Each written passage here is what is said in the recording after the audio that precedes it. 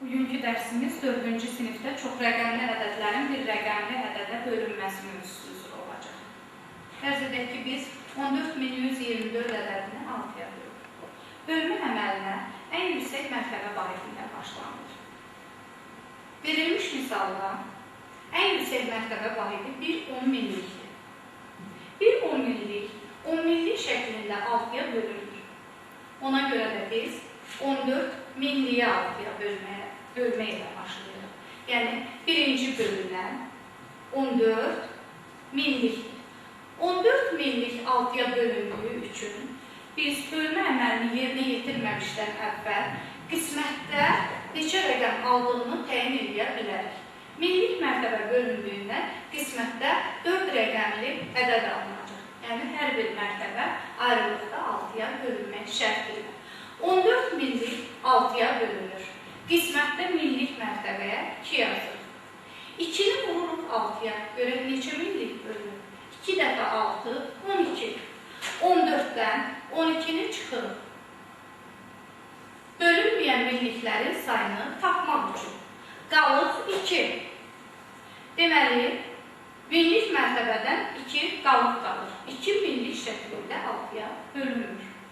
21 yüzlüyü bölürük 6-ya. 21 yüzlük 6-ya bölünür. Qismətdə yüzlük mərtəbəyə 3 yazılır. 3 vurulur 6-ya. Yəni, bölünmüş yüzlüklərin sayını tapırıq. 3 dəfə 6, 18. Deməli, 18 yüzlük bölünür. 21-dən 18 çıxılır. Bölünməyən yüzlüklərin sayını tapmaq üçün. 21-dən 18 qalıq 3 yüzlük. 3 yüzlük bölünmədi.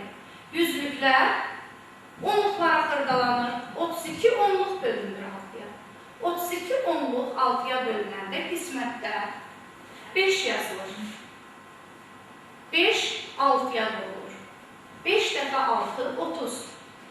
Deməli, 32-dən 30-u çıxırıq. 24 təklik bölünür 6-ya. 24 təklik 6-ya bölündükdə qismətdə təklik mərtəbəyə 4 yazılır. 4 6-ya vurulur. Yəni, neçə təkliyin bölündüyünü tapmaq üçün. 4 dəfə 6, 24. 24 təklikdən 24-ü çıxdırır. Fərq 0. Deməli, qalıq 0 oldu.